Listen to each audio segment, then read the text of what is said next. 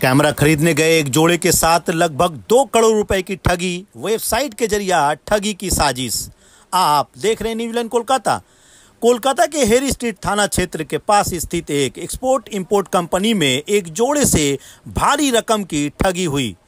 कुल 1,97,00,000 रुपए की ठगी का मामला सामने आया है। अलग अलग राज्यों में साइबर क्राइम के जरिए ठगी की गई राशि को फैला दिया गया, यानी अलग अलग राज्य के अलग अलग अकाउंट में भेज दिया गया। डीसी सेंट्रल इंदिरा मुखर्जी ने बताया कि बड़ी मात्रा में पैसे रिकवर किए गए हैं। ऑनलाइन लेन देन के मामले में अधिक सतर्क रहने का भी उन्होंने संदेश दिया। कैमरा खरीदने के लिए जोड़े ने पहले एक वेबसाइट से संपर्क किया। वहां से एक व्यक्ति ने कैमरा बेचने के नाम पर उनसे पैसे ट्रांसफर करने को कहा। आरटीजीएस के जरिए 1,97,00,000 रुपए जोड़े से ठग लिए गए। जब उन्होंने ठगी का एहसास किया तो उन्होंने कोलकाता साइबर क्राइम थाने में शिकायत दर्ज कराई। पुलिस ने जांच शुरू की और उस बैंक अकाउंट को ट्रैक किया जिसमें उस जोड़े ने पैसे ट्रांसफर किए थे। जांच में पता चला कि ठगी के पैसे यूपी, बिहार समेत कई राज्यों में फैला दिए गए थे। इसके बाद पुलिस ने कार्रवाई कर 1,57,00,000 रुपए बरामद कर लिए। बरामद की गई राशि पीड़ित जोड़े को लौटा दी गई।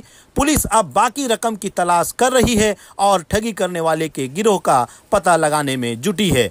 ऐसी तमाम तर खबरों के लिए आप देखते रहिए न्यूजीलैंड कोलकाता। हमारे चैनल को सब्सक्राइब कीजिए, फेसबुक पेज को लाइक कीजिए। आइए इस बारे में क्या कहना है हम जुबानी सुनते हैं।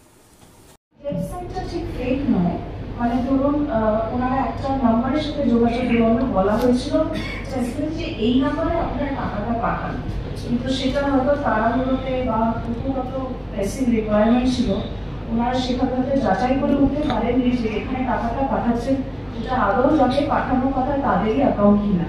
সেজন্য টাকাটা আমরা যেটা ইনভেস্টিগেশনে পেয়েছিলাম যে ইন্ডিয়ার বিভিন্ন প্রান্তে আর কি সেই টাকাগুলো ভাগ ভাগ হয়ে চলে গেছে। সেটাকে সব জায়গা থেকে কোঅর্ডিনেট করে আনতে একটু সময় লেগেছে, বাট বাকিটা এখনো প্রসেসে আছে। আশা করছি আমাদের বাকি রিকভারি হয়ে যাবে। আপাতত কোনো গ্রেপ্তার আমরা হয়নি। এই ম্যাটারটার মধ্যে তদন্ত চলছে, যেরকম হবে আমরা জানাবো।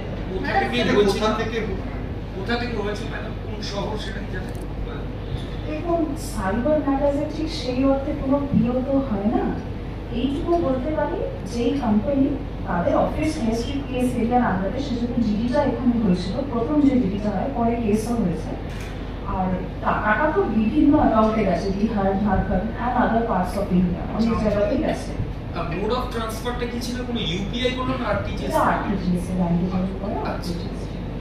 আর এখানে এই ম্যাটারটার মধ্যে আপনারা জানেন যে সাধারণভাবে আমরা যেভাবে আগেকার দিনে দেখতেন ড্যাকয়েটি, রবারি, বার্গলারি এগুলো একরকম ক্রাইম ছিল।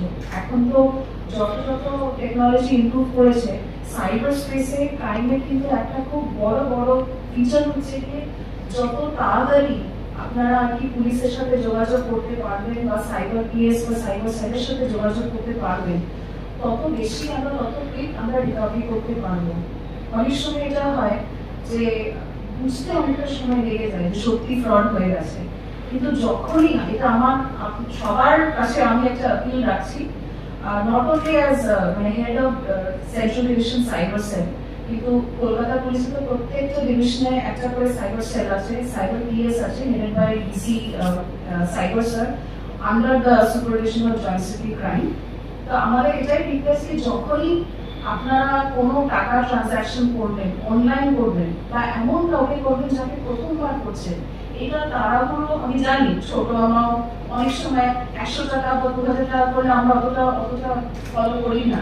বড় অ্যামাউন্টের টাকা হলে তখনই আমরা ফলো করি, কিন্তু আমার রিকোয়েস্ট ছোট বড় যে কোনো অ্যাকাউন্টে আননোন নাম্বারে বা আননোন জায়গাতে প্রথমবার টাকা পাঠাতে গেলে এবং প্রতিবার আপনারা কিন্তু একটু সতর্কতা আপনারা অবলম্বন করবেন। এবং যেই মোমেন্ট আপনারা জানতে পারবেন যাদের সাথে ফ্রড হয়েছে যত তাড়াতাড়ি আপনারা আমাদের বলবেন, আমরা তত তাড়াতাড়ি বা তত ফাস্ট অ্যাকশন নিলে রিকভারি হারটা বেশি হবে। মোটামুটি ধরুন গোল্ডেন আওয়ারের মধ্যে যদি আমরা জানতে পারি তো অ্যাজ আর্লি অ্যাজ পসিবল, তাহলে আমাদের most of the at least central ডিভিশনের সাইবার সেলে কিন্তু 80% বেশি টাকা আমরা কিন্তু রিকভারি করেছি। যেটা